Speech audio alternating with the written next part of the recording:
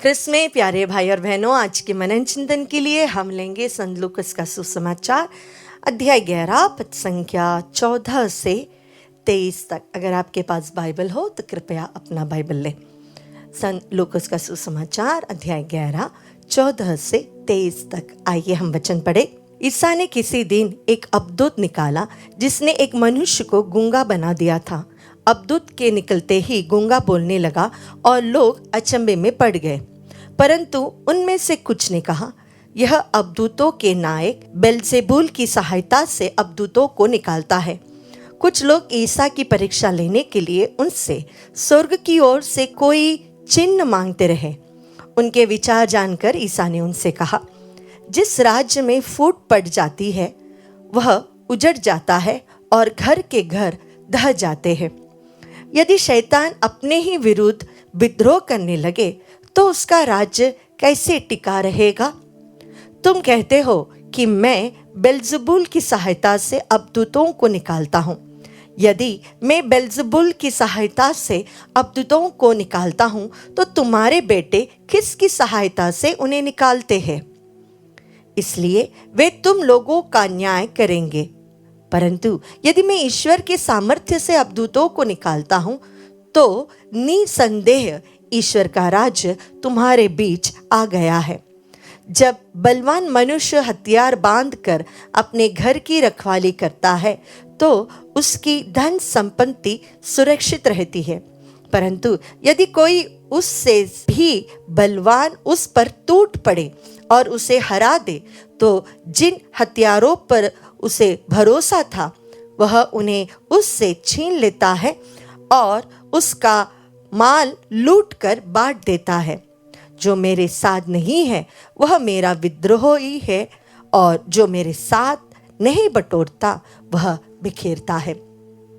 प्यारे भाई और बहनों, आज प्रभु के सामर्थ्य, प्रभु के शक्ति शैतान को हराने और शैतान के ऊपर प्रभु का जो पावर है, अथॉरिटी, अधिकार है, उसे प्रभु ने स्पष्ट रूप से संत लूकस के सुसमाचार अध्याय 11 में हमसे कहा। प्यारे भाई और बहनों, पोप फ्रांसिस 2014 में हमें सिखाते हैं कि शैतान एक कहानी नहीं है, एक मिथ नहीं है। ही इज़ रियल, वो सही में है और हमें प्रभु के साथ मिलकर उससे लड़ना चाहिए। उन्होंने हमें फिर सिखाया कि शैतान के बीच में और हमारे बीच में हमेशा एक युद्ध रहता है।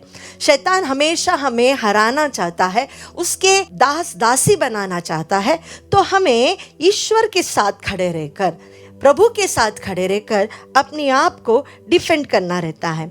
और फिर उन्होंने अपनी किताब ऑन हेवन एंड अर्थ, उसमें 2010 में प्रकाशित इस किताब में उन्होंने लिखा कि जो व्यक्ति कहता है कि शैतान नहीं है, मैं उसकी एग्जिस्टेंस पर विश्वास नहीं करता, उसमें ही वह है।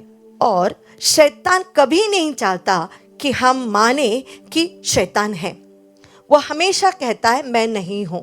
तो पोप फ्रांसिस हमें सिखाते हैं कि हमारे स्पिरिचुअल लाइफ में हमें शैतान के पीछे नहीं भागना, उसे भगाने के लिए भी नहीं भागना, बल्कि हमें ईश्वर की ओर मुड़ना है, उसके वचन की ओर मुड़ना है।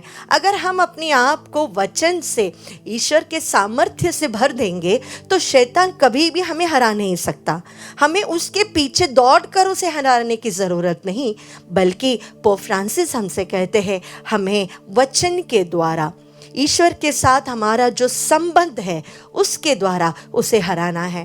प्यारे भाई और बहनों, प्रभु को शैतान के ऊपर पूर्ण अधिकार है और उन्होंने अपने क्रूस मरण के द्वारा शैतान को, संसार को और मृत्यु को हराया है। तो हमें किसी भी चीज़ से डरने की ज़रूरत नहीं, बल्कि हमें अपने हृदय को, अपने पारिवारिक जीवन को, व्यक्तिगत जीवन को वचन से भरना है और ईश्वर के अधिक निकट आना है। उसके साथ वो भाग जाएगा। शैतान कभी भी वचन का सामना नहीं कर सकता। वह कभी नहीं चाहता कि हम ईश्वर के निकट आए। तो इस 40 काल में हम कोशिश करें कि हम अधिक से अधिक वचन पढ़ें और ईश्वर के करीब आने की कोशिश करें, जिसके द्वारा शैतान हमसे, हमारे परिवार से, हमारे जीवन से दूर भाग जाएगा।